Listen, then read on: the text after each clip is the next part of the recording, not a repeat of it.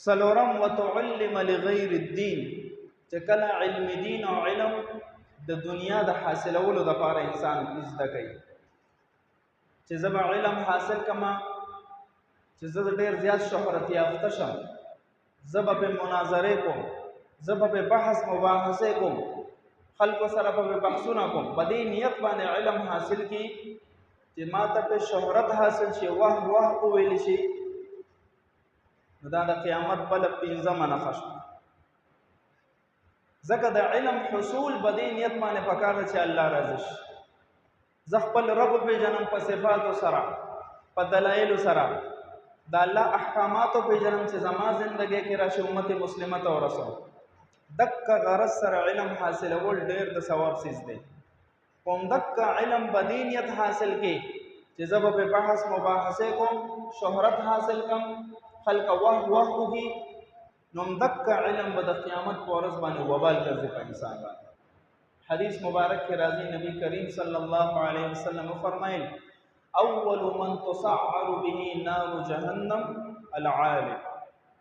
اول چې به د قیامت په ورځ باندې د جهنم اور را تیزولی شي په چا باندې، هغه به عالم وي. عالم اول به جهنم ته دا لړکول شي، نو رب ذوالجلال به تپوس کوي چې علم مې درکړو،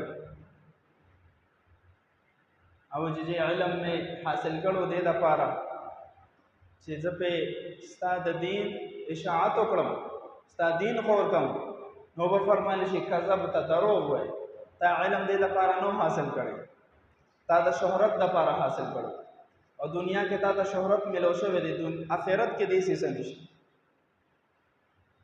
حاجي ته به وایي حاجي حج دې کړو، او چې حج مې کړو چې ته رانه راضي شي، کذبته، دروغ وایي، دروغ وایي، دې دپاره دې کړو چې ما ته خلک حاجي ووایي. د الله رضا د مقصد نه وه، او تا ته دنیا کې حاجي ویلې شوي دي، اوس آخرت کې پې هېڅ اجر نشته.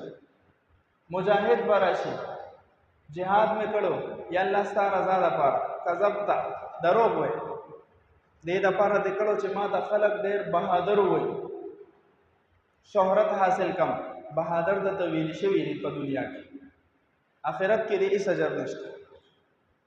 معلومیږي دا چې هر عمل کې په هغې کې به د الله رضا اولین شرط دی. کو نیت دې پکې معمولي اخوا دې خوښ و، کې به د دین عمل اجر پې نشته، الټه پې پکړ دی.